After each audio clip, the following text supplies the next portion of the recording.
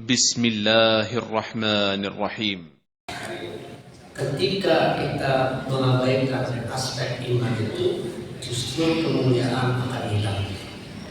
Satu contoh di dalam surat Al-Imran surat 139, di sana menggambarkan hubungan dua sisi. Orang ingin meraih kemuliaan, harga diri, kehormatan, tetapi justru mengabaikan aspek iman. Karena itu Allah menegaskan la tahinu wa la tahzanu wa antumul a'laun in kuntum mu'minin. Bahwa kalimat in kuntum mu'minin itu menjadi syarat. Seorang mukmin tidak mungkin tidak meraih al-a'laun. Al-a'laun itu termasuk maknanya kemudian ketinggian derajat di sisi Allah. Sehingga ketika orang mukmin itu hilang semangatnya untuk meraih kemuliaan, atau bahkan kemudian terjebak dalam kelemahan mental, dalam arti luasnya, maka akan sangat mudah terpenjara oleh hal-hal yang bersifat penyakit hati. Tahinu takzamu itu dua sisi yang senantiasa diingatkan dalam Quran. Jangan lemah, jangan juga sedih yang berlarut-larut. Iman itu menjadi aspek penentu ketinggian kemuliaan seseorang. Nah, siapakah dia? Orang yang mencoba dengan teguh hati menemukan iman dan kemuliaan. Supaya bersambung, karena ini serial yang kita bahas kemarin, bagian terakhirnya akan kita ungkapkan. Jemaah Allah, pada pembahasan yang lalu Rasulullah SAW sudah mencoba menyebarkan Islam ke beberapa kabilah di sekitar Mekah. Ada yang sifatnya kelompok, komunitas atau kabilah, ada yang sifatnya individu atau pribadi. Di sini gabungan. Yang pertama dulu adalah kabilah sebagai komunitas kemarin. Salah satunya Bani Amir. Ketika beliau mendatangi Bani Amir, responnya secara umum mungkin digambarkan dalam banyak ayat Quran. Mayatihi min rasulin illa kanu bihi, ada kanu mukadzibin, ada kanu yastazilun, macam-macam ya, mu'ridin ada. Intinya tidaklah seseorang rasul maksudnya datang kepada mereka, berarti kaum atau umat, illa kecuali rasul itu pasti mendapatkan perlakuannya. Bisa mukadzibin, didustakan, bisa mu'ridin, mereka berbalik, atau bisa yastazilun. Dengan penegasan ini kita balik ke kita sekarang. Ketika kita menawarkan yang namanya iman, akidah Islam yang sebenarnya, jangan kaget kalau ada penolakan. Jangankan orang lain, saudara kandung sekalipun tetap belum tentu menerima langsung. Maka dikatakan mata'tihim atau mayatihim, ini banyak sekali kalimatnya. Mir rasul illa kan. Nah, kondisi seperti ini menunjukkan kepastian, keniscayaan terjadinya penolakan. Sekali lagi bisa disebut dengan Quran mukadzibin atau mu'ridin atau ghafilin atau yastazilun atau mustazilun. Termasuk di dalamnya adalah Bani Amir. Kita lihat salah seorang tokoh dari Bani Amir namanya Baibarah bin Firas. Kepada Rasulullah SAW ketika ditawari untuk masuk Islam, orang ini mental pragmatis, berpikir atau bermental fiktif, selalu menjadi korban dalam fiktif supaya mendapatkan sesuatu. Lihat kata-katanya. Dengan congkaknya dia berkata kepada Rasulullah SAW bahwa faiza adharakallahu kana al-amru li ghairina. Jangan-jangan begini Muhammad, ketika kami masuk Islam, kemudian kamu mendapatkan kemenangan, boleh jadi setelah kamu menang, kamu meninggalkan kami. Karena apa? Demi kebutuhan kalian sendiri mendapatkan sesuatu. Jadi la hujjatul lana bi amrin, kami enggak peduli dengan urusan agama. Artinya ungkapan ini menolak. Fa'abau alaihi, dan saya enggak peduli. Artinya dia tidak, karena tidak membutuhkan abau, terbalik alias tadi Pak, mu'minin bisa, kadzibin bisa, atau yastazibun. Jadi gambaran seperti ini kalau kita tarik kondisi sekarang pun akan selalu ada. Dan itulah kalau kita kemudian mengingat sirah, oh ya lebih sama. Setiap waktu akan selalu muncul dan orang-orang seperti itu. Kemudian apakah Allah akan membiarkan Rasulnya gagal? Beliau sadar bahwa ini sebuah proses perjuangan yang sangat panjang, sehingga karena Bani Amir, apakah semua Bani Amir menolak? Ternyata tidak. Tadi udah lihat ya, hanya orang tokoh seperti ini. Dan dalam setiap masyarakat, jangan kaget, sampai sekarang pun akan ada orang-orang yang berpandangan seperti bin Faris tadi. Jamaah Allah, apa kemudian kita lihat sekelompok orang dari Bani Amir tadi menunaikan haji. Ingat bahwa tradisi haji itu sudah lama, sejak zaman sebelumnya pun sudah ada yang namanya tradisi haji, sehingga mereka berkunjung ke Mekah menunaikan haji. Tetapi tentu seperti yang sudah sering dibahas, proses atau syariat hajinya itu berbeda. Nah, di sini kita lihat ketika beberapa orang dari Bani Amir menunaikan haji, tentu mereka mendapat apa? Mereka biasa seperti itu. Lantas mereka mendapatkan satu informasi, satu berita berkenaan dengan adanya seseorang yang belum tahu mereka siapa, yang pasti dari pemuda Quraisy, tepatnya dari Bani Abdul Muthalib yang menyebarkan. Di sini yang namanya haji, situasi yang paling pas untuk memperkenalkan Islam. Maka Rasulullah SAW membuat strategi sedemikian rupa, tanda kutip, untuk memasarkan agama yang baru. Lihat kalimat yang dipaparkan oleh mereka. Qalu lahu, berkatalah beberapa orang dari Bani Amir, ja'ana fatan min Quraisy, datang kepada kami seorang anak muda. Karena memang waktu itu usia beliau masih di bawah 50 ya, jadi kategorinya pemuda 40-an. Bin Bani Abdul Muthalib yaz'umu annahu nabi. Dia berpendapat, dia mengakui bahwa dirinya nabi.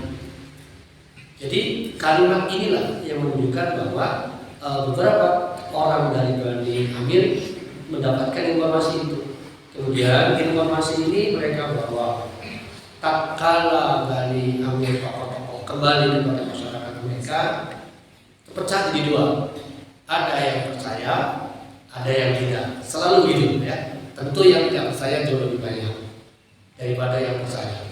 Namun ada seorang tokoh yang bertanya bahwa apa kira-kira gambaran anak muda yang tadi kalian lihat, sebab mengaku yaz'umu annahu nabi, kemudian mengaku sebagai turunan Bani Abdul Muthalib.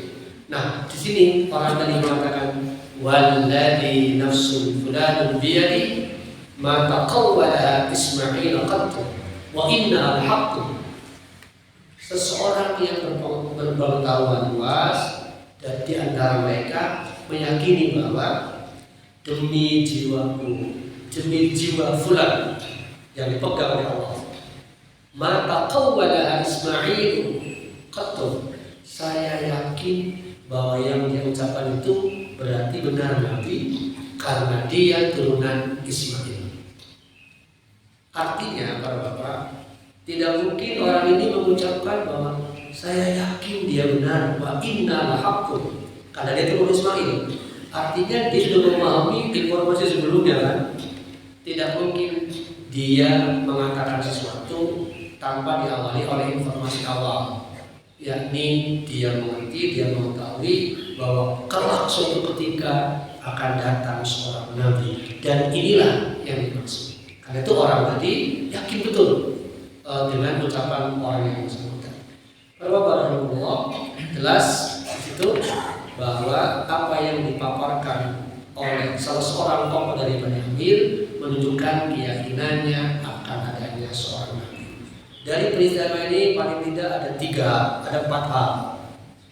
Ada empat hal yang menurut saya perlu diambil ibrahnya. Satu, Rasulullah SAW memiliki garis keturunan Ismail bin Ibrahim. Bahkan disebutkan ada kurang lebih 40 garis keturunan menuju sampai ke Ismail. Yang kedua, penantian akan adanya pelanjut ajaran Ismail bin Ibrahim. Dengan demikian, masyarakat sesungguhnya masih ingat dengan ajaran Ismail dulu, cuma sempat terkotori oleh tradisi-tradisi jahiliyah. Namun akar keimanannya masih ada. Hanya karena oleh pengaruh tokoh-tokoh tertentu yang terus memasukkan atau menginfiltrasi keyakinan yang salah, jadilah yang benar itu tertutupi.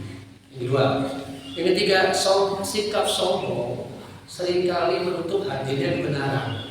Yang diucapkan oleh Bayi Arab bin Bilas itulah contoh. Dia selalu mengedepankan aspek duniawi, sehingga ruhul haq, ruh kebenaran itu nggak masuk.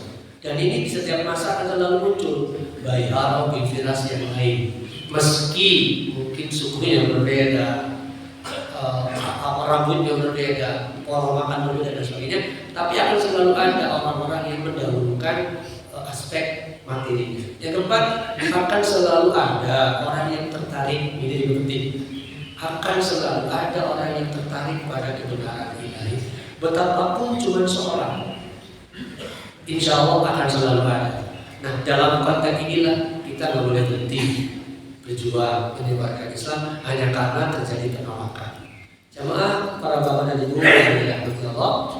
Nah, selain kabilah Islam itu disampaikan kepada komunitas atau kelompok, beliau juga bersifat individu menyebarkannya. Kita lihat sekarang beberapa gambaran yang disampaikan oleh Al-Mubarak Furi terkait dengan dakwah bersifat fardiyah. Tadi kan kelompok, komunitas, sekarang fardiyah. Rasulullah SAW menawarkan ke perorangan. Salah seorang di antara mereka yang saya katakan tadi, yakni berteguh hati, menemukan iman demi kemuliaan, namanya Suhaib bin Sa'id. Dia terkenal karena kecerdasannya, karena kepandaiannya dan wawasannya yang luas. Disebut di sini kalimatnya dengan sya'iran labiban. Syair itu artinya penyair, labib adalah inti, lubang. Jadi seorang penyair yang sangat cerdas, yang memahami akar masalah. Berpikir itu selalu dari akar masalahnya. Maka pernah saya katakan dulu, karena dia rajin baca, rajin bertelaah, itu sama dengan memproduksi gagasan, sama dengan memproduksi argumentasi. Saya kutip dua tokoh yang menggambarkan orang yang rajin belajar dan berpikir pasti ada hubungannya dengan masalah argumen. Pertama, Rocky Gerung pernah berkata, kalau tidak salah ya, bahwa belajar dan berpikir itu kegiatan memproduksi argumentasi. Bahasa kitanya, belajar dan berpikir akan menemukan dalil. Sehingga ketika kita beramal apapun selalu berbicara pada dalil. Mana teorinya? Kalau bahasa ilmiahnya, mana teorinya? Teori siapa yang dipakai? Kalau Quran, mana? Kalau Islam, mana Qurannya? Ayat berapa? Surat berapa? Gitu kan? Kalau hadis, mana hadisnya? Riwayat siapa? Itulah prinsip. Jadi ketika orang hendak belajar, susah argumennya. Makanya di dalam Quran selalu mengatakan fazakir bi. Bi itu alatnya. Ingatkan mereka, jelaskan kepada mereka, tapi ada rujukannya. Inilah argumentasi. Baik, yang kedua, Syekh Muhammad Iqbal pernah berkata juga mirip, Pak. Orang yang belajar dan berpikir sesungguhnya sedang melakukan kegiatan memproduksi gagasan. Gagasan itu akan berlimpah, akan selalu muncul tanpa henti. Kalau kita rajin membaca, terus tentu membacanya bukan sekedar membaca artikel, tidak, tapi juga membaca lingkungan. Seperti Bapak Ibu ingat, Iqra dulu kan? Iqra bismi rabbikal ladzi khalaq. Nah, Iqra itu sesungguhnya beliau diminta oleh Allah baca untuk menumpuk argumentasi, mengumpulkan argumentasi pada saat nanti diminta, atau memunculkan gagasan-gagasan baru. Di sini para bapak. Nah, dalam konteks inilah Suwaid bin Somit memilikinya. Gelarnya oleh kaum disebut Al-Kamil, sempurna. Kenapa disebut Al-Kamil? Bukan saja karena faktor garis nasabnya, turunannya, tapi juga sisi keilmuannya. Yang tadi penyair hebat, tapi sifatnya terbuka, tidak ego dia, tidak karena merasa penyair hebat lalu menolak, enggak. Mungkin berbeda dengan sosok Walid bin Al-Mughirah. Walid bin Al-Mughirah itu tokoh penyair Quraisy, ayah dari Khalid bin Walid. Jadi nanti bapaknya termasuk Aluna, anaknya sebaliknya. Itulah gambaran Bapak. Setiap tahun seperti masyarakat pada umumnya, dia menunaikan ibadah haji ke Mekah setiap tahun. Ini tradisi biasa. Termasuk Suwaid bin Somit memanfaatkan waktu itu. Nah, ketika Rasulullah SAW mengetahui bahwa begitu banyak orang dari Yathrib untuk menunaikan haji, sekali lagi dimanfaatkan oleh beliau untuk menyebarkan Islam. Maka meskipun ngacak ya, untuk didekati, terjadilah pertemuan antara Rasulullah SAW dengan Suwaid bin Somit tadi. Dialognya menarik. Setelah bertatap muka, ya mungkin ada prolog ya sebelumnya, tapi ini diambil langsung. La'alla alladhi ma'aka mithlu alladhi ma'ina. Suwaid berkata ketika bertatap muka, boleh jadi yang ada padamu wahai Muhammad sama dengan yang ada padamu. Dia menyebut yang disebarkan oleh Rasulullah itu sepadan, sederajat, setara dengan sakir yang dia miliki, sakir yang dia kuasai. Tapi Rasulullah SAW ingin menemukan, betulkah kira-kira? Maka faqala lahu, beliau berkata, man ladzi ma'ak. Coba, kalau memang ada, apa yang kamu miliki? Apa yang kamu kuasai? Hikmatul Luqman, hikmah dari Luqman. Apa hubungannya dengan surat Luqman? Hikmatul Luqman. Nah, ada sejarawan yang meyakini bahwa kalau begitu sesungguhnya sifat bijak pada diri Luqman itu merupakan bagian dari katakanlah kebiasaan orang dulu yang kemudian oleh Quran direkam karena prinsip tauhidnya. Artinya yang dimiliki oleh Suwaid bin Somit itu wawasan sekaligus ajaran-ajaran universal ya, yakni mengenai baik buruk, mengenai bagaimana ketajaman analisis atau hikmah yang dimiliki oleh Luqman tadi tentang kisah-kisah. Sampai di situ Rasulullah SAW mendengar, tapi kemudian beliau ingin tahu apa yang disebut dengan hikmatul Luqman. Aqraduha alaihi, coba kemukakan. Karena Rasul mengatakan, aku memiliki yang lebih baik daripada yang kamu miliki. Dia menantang, coba apa Allah? Tolong keluarkan dan jelaskan. Fa'aradha, beliau menjelaskan kepadanya dengan mengatakan, inna hadzal kalam husn walladzi ma'i afdalu min hadza. Yang kamu sampaikan, yang kamu bacakan sahih dari itu belum apa-apa. Ini lebih baik, kalam, firman, ucapan yang lebih istimewa daripada yang kamu kuasai. Maka kemudian beliau membacakan apa yang beliau dapat Quran di sini. Kemudian dikatakan bahwa hudan wa nur, yang dibacakan oleh beliau dalam petunjuk sekaligus cahaya. Di sini beliau kemudian menyampaikan wa ta'ahu ilal Islam. Dia menerima Islam. Kenapa? Karena takjub dengan isi dari Al-Quran yang beliau baca. Jamaah rahimahullah, apa responnya? Kalimat yang disampaikan oleh beliau tadi, beberapa ayat Al-Quran. Dia pun akhirnya masuk Islam karena mengakui bahwa Al-Quran jauh lebih indah, jauh lebih istimewa. Jamaah, tentu keyakinan seseorang bahwa Al-Quran lebih istimewa, lebih baik, tidak bisa lepas dari kondisi hati yang bersangkutan. Kalau kondisi hati seseorang lepas dari segala anasir buruk, entah kesombongan dan sebagainya, Al-Quran itu gampang masuk ke dalam hati seseorang. Tapi selama istikbar, takabur, atau al-aba, saya sebut MMK namanya, malas, malu, kibir. Kibirnya ada dua, ada istikbar, ada takabur. Kalau tiga unsur ini masih melekat dalam diri seseorang, malas tapi abai, atau malu, al-haya yang didalam tempatnya, atau kibir, Al-Quran sulit masuk.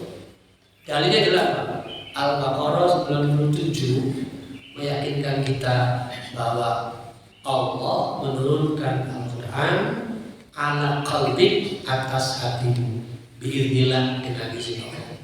Karenanya ketika seseorang ingin mempelajari Islam, mempelajari Quran secara khusus, buang dulu segala hal yang bisa memunculkan kesombongan. Ini yang ada pada diri Suhaib. Karena dia ingin meraih kebenaran, lantaran wawasannya yang sangat luas, dia pun menerima ujungnya. Dia berkata, inna hadza laqaulun hasan, laqaulun hasan. Inilah kata-kata kalimat yang sangat indah. Keindahannya bisa dari aspek bahasa, usul, ya, atau bisa dari aspek konten. Sehingga ada banyak gambaran seperti itu, ya. Quran indah bukan saja isinya, tapi juga gaya bahasanya. Bukankah kalau Bapak perhatikan satu contoh, surat Maryam itu gaya bahasanya berbeda-beda ujungnya, usulnya. Kadang diakhiri oleh ya, khafiyya, kadang diakhiri oleh kadang diakhiri oleh da, wudda, abba, adda. Ternyata menurut para mufassir itu menunjukkan tentang gaya bahasa siapa yang dihadapi. Ketika menggunakan dia mencerminkan kelembutan yang disampaikan. Sebab yang dikisahkan seorang nabi. Sebaliknya, ketika berkaitan dengan kritikan kepada tradisi masyarakat setempat, kata yang dipakai tegas. Tadi beberapa contoh, ya. Nanti bisa Bapak perhatikan, bisa Bapak Marian. Baik, setelah Suhaib bin Samit masuk Islam, ada semangat pada dirinya untuk menyampaikan ke teman-temannya. Menurut Al-Mubarakfuri, ya, beberapa bulan sebelum peristiwa hijrah nanti terjadilah perang Bu'as antara Bani Aus dan Khazraj. Dan karena Suhaib dari kalangan Bani Aus, artinya beberapa bulan sebelum hijrah, ya, dia perang masuk ke kelompok Bani Aus, sahid di sana, dalam arti meninggal, tapi sudah Islam, ya. Artinya di Madinah sudah ada beberapa orang yang menerima syahadat Islam, tetapi belum berbentuk komunitas yang nanti menjadi persiapan untuk menerima kaum muslim saat terjadi hijrah. Suhaib bin Samit terbunuh dalam posisi ia sudah bersyahadat, berarti sudah muslim, ya. Dari kematian Suhaib bin Samit sesungguhnya sudah Islam. Jamaah Allah, di Yasrib berkat Suhaib beberapa orang mulai tertarik tentang Islam. Salah satunya nanti temannya sendiri, Iyas bin Mu'az. Dua orang ini, ya, bahu-membahu untuk memperkenalkan Islam kepada penduduk Yasrib. Apa yang kemudian dialami oleh Iyas sebaliknya berbeda dengan yang dialami oleh Suhaib. Di selain Suhaib bin Samit, ada pemuda Yasrib yang masuk Islam namanya Iyas bin Mu'az. Dituturkan oleh Al-Mubarakfuri bahwa alimah Rasulullah SAW, Rasul tahu tentang mereka, tentang kedatangan mereka, yakni orang-orang yang sengaja menunaikan haji. Maka fajalasa ilaihi, satu ketika beliau menemani seseorang ikut duduk di sana. Ini menggambarkan egaliter. Ada sekelompok orang ikut, boleh nggak ikut? Boleh, silakan. Ngobrol di situ dimanfaatkan. Obrolannya itu dimanfaatkan untuk menawarkan Islam. Hal lakum fi khairin mimma ji'tumlah. Ada nggak ajaran yang kalian bawa yang lebih baik daripada apa yang aku miliki? Dijelaskan begitu. Faqal mana? Maukah kalian mendapatkan sesuatu yang lebih baik daripada apa yang selama ini kalian Rohani. Mereka mengatakan, mana? Apa yang mau tawarkan? Ana Rasulullah, ba'atsani ilal ibad ad'uhum. Saya seorang Rasul dan Allah mengutusku untuk mengajak manusia menjadi seorang hamba Allah, maka aku ajak kalian kepada Islam. Tawaran itu tentu masih sifatnya umum, sifatnya. Lebih khususnya beliau melanjutkan, intinya kata beliau, saya mengajak kalian kepada Islam supaya la ya'budu illallah, supaya kalian tidak menyembah selain kepada Allah, wa la yusyriku bihi syai'an, dan supaya kalian tidak berbuat syirik. Jadi kalau para bapak dan hadirin perhatikan, selalu saja yang dikatakan itu masalah tauhid lebih dulu untuk disampaikan, dan itulah memang ajaran para rasul, selalu tauhid. Para bapak, di sini beliau juga mengatakan bahwa Allah pun menurunkan Al-Quran padaku, dan mereka kemudian mendengarkan apa yang beliau sampaikan. Iyas bin Mu'az setelah mendengar bacaan Quran yang beliau sampaikan, lalu mengatakan, demi Allah, hai kaumku, ini kalimat yang lebih baik daripada yang ada pada kalian. Sekali lagi, persis seperti Suhaib mendengar satu kalimat yang susunannya, penggunaan diksinya, yang tekanannya sangat indah, membuatnya langsung tertarik. Ini unik, memang ya, bagian rohani seperti itu. Nah, ternyata karena Iyas bin Mu'az itu tidak sendiri, ada kawannya yang lain dari Yazid yang hatinya berbeda.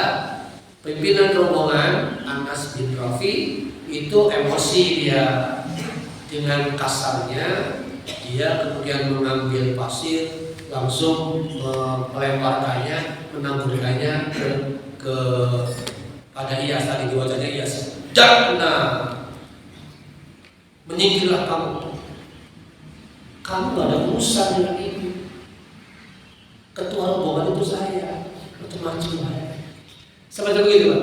Dia mengakui Al-Quran itu hebat, tapi karena posisinya tidak dalam posisi sebagai ketua pengambil keputusan, dilihat dihina tadi. Qad ji'na li ghairi hadza. Kita datang ke sini bukan untuk menemui orang yang dimaksud. Kita datang ke Quraisy untuk meminta bantuan. Sekali suruhkan haji, apa urusannya?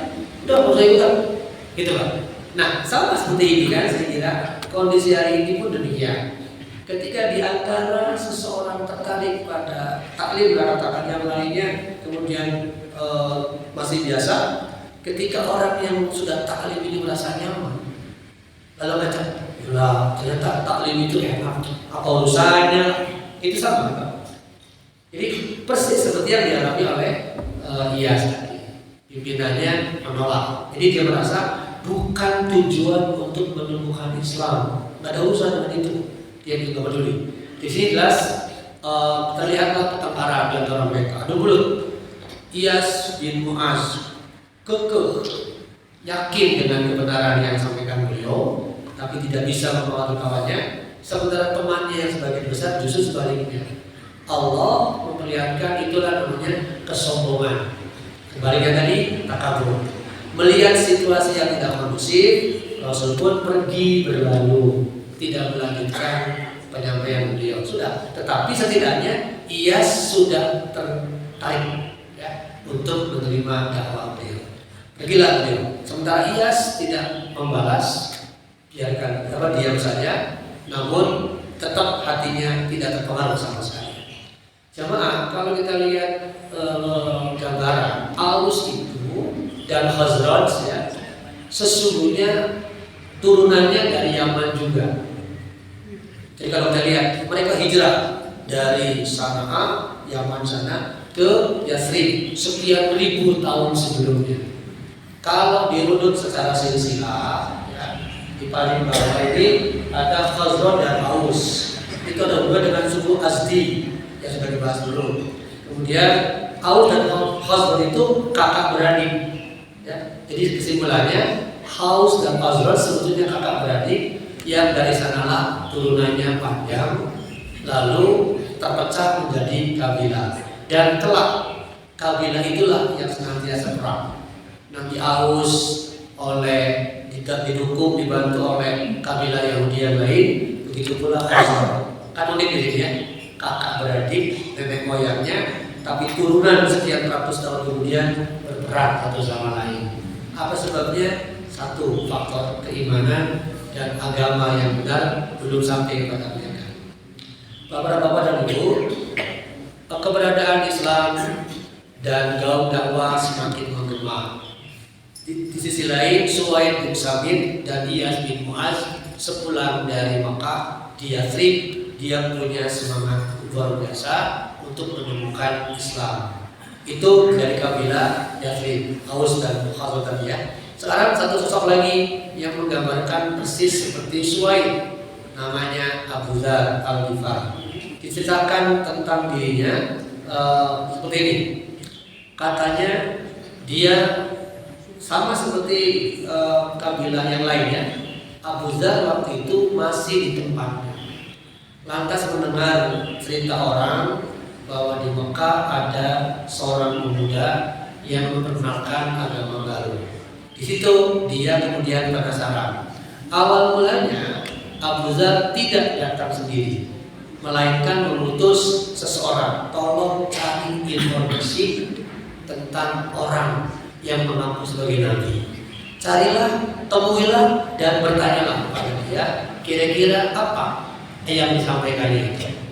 Nah, saudara dari Abu Dzar menyampaikan setelah dia datang ke Mekah, apa yang kira-kira kamu dapatkan? Di situ dia mengatakan bahwa lelaki itu menyuruh kita pada kebaikan, mencegah keburukan. Itu sebagai umum. Toh tidak sedikit orang menyampaikan kebaikan dan keburukan untuk dihindari keburukan, untuk melakukan kebaikan. Ada rasa kurang puas, maka Abu Dzar sendiri yang datang. Apa kemudian yang dia bawa? Bekalnya serta apa yang dibawa Abu Dzar? Dia membawa sedikit kurma, sekandung kurma dan tongkat. Wakso. Kenapa tongkat? Ya dia sudah fisiknya ya. Jadi terbiasa membawa tongkat. Tetapi belum kenal tentang siapa orang yang dimaksud. Sampai di Mekah dia seperti biasa ya, sama tawaf, kemudian minum air Zam-Zam. Nah, di situ ada seorang sahabat yang memperhatikan tingkah laku Abu Dzar, namanya Ali bin Abi Thalib. Mendengar orang ini seperti kebingungan karena baru itu orang luar kota. Diceritakan oleh diri sendiri, pergi ke Masjidil Haram mencari informasi tentang beliau, tapi nggak ada yang tahu secara rinci karena memang ingat dakwah masih Syria, masih kalaupun Jahiliyah belum seperti yang lain, belum ketemu. Maka tiba-tiba Ali bin Abi Thalib lewat dan mengetahui orang ini bukan orang Mekah. Ditemui, lalu terjadilah dialog bahwa saya ingin ketemu dengan orang yang seperti ini. Akhirnya Ali bin Abi Thalib membawanya ke rumah Al-Alqam bin Abi Al-Alqam, ya, nanti ke sana. Nah, ini Pak, ketemunya di dekat Ka'bah, dialog. Setelah dia mengerjakan tawaf, diajaklah Abu Dzar ke rumah Al-Arqam bin Abi Al-Arqam. Rumah Al-Arqam bin Abi Al-Arqam itu di pinggir sekali. Kalau Bapak perhatikan, ini adalah sofa di Marwah. Jadi di antara dua bukit Sofa dan Marwah yang sekarang menjadi mas'ah, tempat sa'i, disitulah rumah Arqam bin Abi Al-Arqam. Di sana, kenapa di sana? Karena waktu itu masih menjadi markas pengembangan Islam. Sampai di sini jamaah Allah, kita bisa mengambil beberapa poin ya, bahwa setiap muslim wajib berjuang sekuat tenaga, semampu kita, mengajak orang lain ke jalan Allah. Sementara taufik serahkan kepada Allah. Yang pasti yang dilakukan oleh Suwaid bin Sabit, Iyas bin Mu'az, atau juga nanti Abu Dzar Al-Ghifari menggambarkan bahwa mereka orang-orang yang hatinya terbuka untuk menemukan kebenaran. Maka hadis yang saya kira sudah pernah kita kenal ya, Mayuridillahu biyufaqihu fiddin, orang yang Allah ingin berinya kebaikan, keutamaan, langkah pertama adalah Allah sentuh hatinya untuk senang mempelajari agama. Yang dilakukan Suwaid, Iyas, Abu Dzar itu hubungannya ya. Tetapi pun demikian, ada ayat lain yang menegaskan bahwa kita tidak boleh merasa putus asa hanya karena mengajak orang lain belum masuk atau belum menerima, karena urusan itu bukan urusan kita, urusan Allah. Innaka la tahdi man ahbabta. Ayat ini sebetulnya berkaitan dengan Rasulullah SAW yang diyakinkan Allah bahwa beliau bukanlah pemberi hidayah. Itu hidayah urusan Allah. Urusan Allah adalah sampaikan, ajak orang sebanyak mungkin untuk menerima Islam. Jadi para bapak, ada hidayah, ada taufik, dua-duanya dua hal yang tidak bisa dipisah ya. Taufik ada yang menyebutnya kecocokan, kesesuaian, ada juga yang menyebutnya kecocokan, kesesuaian yang kemudian menggerakkan hati seseorang untuk menerima. Saya kira dua ayat ini dua-duanya menegaskan mengenai ketidakmungkinan Rasulullah SAW memberikan hidayah. Yang satu Al-Qasas 56, Al-Baqarah 272 pun menggunakan kalimat yang kira-kira nadanya seperti itu. Innaka la tahdi. Sebaliknya di Al-Imran, laisa 'alaika hudahum. Sungguh bukan kamu yang memberi hidayah. Jadi bukan kewajibanmu memberi mereka hidayah. Itu sama. Nah, yang contoh lain adalah bagaimana Nuh pun sama, tak mampu mengajak anaknya masuk agama Islam, agama tauhid supaya selamat. Ternyata anaknya tetap lari. Lihat kata-kata, qala sa'awi ila jabalin yaqsimuni minal ma'. Ketika diajak oleh ayahnya dengan congkak keanaan mengatakan, tidak, aku akan mencari gunung yang tertinggi supaya air bah itu tidak mengazab. Itu keyakinannya. Baik, itu yang pertama ya. Kemudian kita lanjutkan yang kedua. Siapapun yang berhati terbuka, yang tadi yang hilangnya malas, yang hilangnya takabur atau istikbar, pasti memiliki semangat untuk menerima kebenaran. Quran menyebutnya yasrah sadra. Jadi betapapun kerasnya, kalau hati sudah terbuka, nggak akan ada yang mampu mengakui kebenaran. Contohnya ucapan Suwaid, inna hadza laqaulun hasan. Apakah ada orang modern mengakui hal yang sama? Ada. Salah satunya ini, Jeffrey Lang, matematikawan jenius, itu tersentak luar biasa oleh surat Ad-Duha. Ketika beliau membaca Quran tanpa sengaja ya di rumah temannya.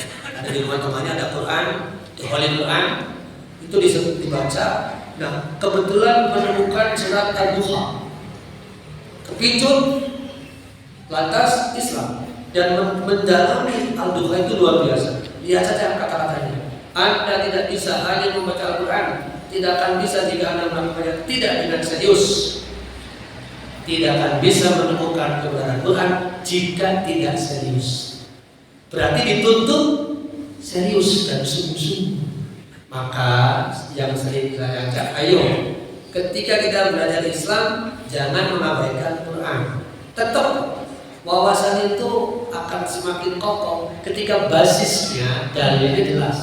Maka mari kita belajar terus, bacanya, membiasakan bacaannya, mempelajarinya. Itu tadi sama dengan memproduksi argumentasi, memproduksi gagasan. Insya Allah banyak sekali gagasan kalau kita biasa dengan Quran.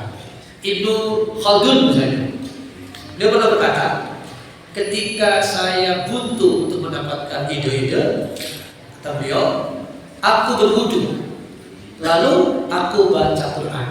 Allah kemudian memberiku ide gagasan yang berlimpah. Saya kira jelas itu bisa memotivasi ya. Yang kedua, perlu diingat lagi apa yang ditemukan oleh Jeffrey Lang, menemukan iman sekaligus meraih kemuliaan. Tentu di sisi Allah ya. Misalnya, Bapak ingat bagaimana Abdullah bin Umi Maktum seperti yang direkam oleh ayat ini. Dikatakan di ayat 1 sampai 7 menggambarkan siapa Abdullah bin Umi Maktum, semangatnya mendekati Rasul. Nah, apa tujuannya? Hanya ingin meraih manfaat dari pembelajaran. Maka Allah mengingatkan tazkirah, Quran itu tazkirah. Paling tidak di sini ada tiga ya, 3 sebutan untuk Quran. 1, suhufin mukarramah. Quran itu suhuf yang mulia, marfu'ah yang tinggi terhormat, dan mutahharah. 3 karakter Quran yang disebutkan di sini. Berarti ketika kita mendekati Quran, insya Allah akan mendapatkan mukarramah, mendapatkan marfu'ah, mendapatkan mutahharah. 3 tadi ya. Nah, contoh ayatnya la rafa'na, kami ingin mengangkat hamba, mengangkat manusia biha. Bihanya itu kembali ke Al-Quran. Jadi Al-Quran kalau kita serius menelaahnya, membaca dan seterusnya, insya Allah Allah akan mengangkat kita la rafa'nahu biha, sebagaimana janji Allah di dalam surat Al-A'raf ini.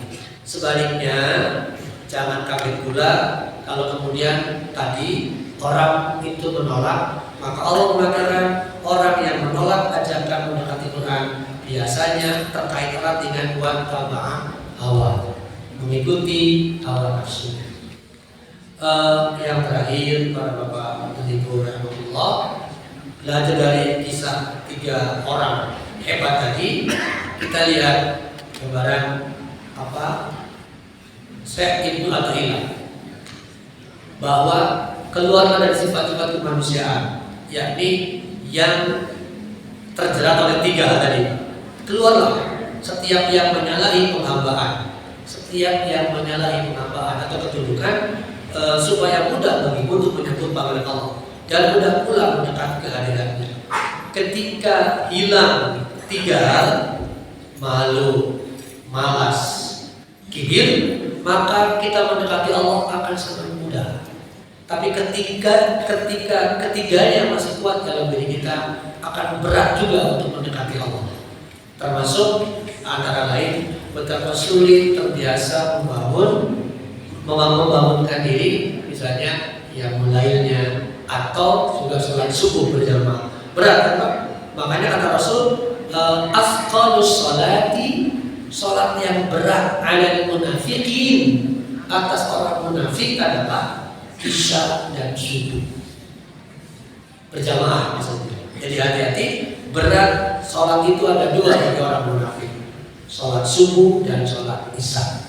Hari ini kita bersyukur ya para bapak, ini yang terakhirnya, bahwa penghalang hadirnya kebenaran dan sikap taat adalah vested interest. Selalu berkaca pada materi apa yang kita dapatkan dari apa yang, kalau kita masuk Islam. Dan ini contohnya sudah sangat banyak ya.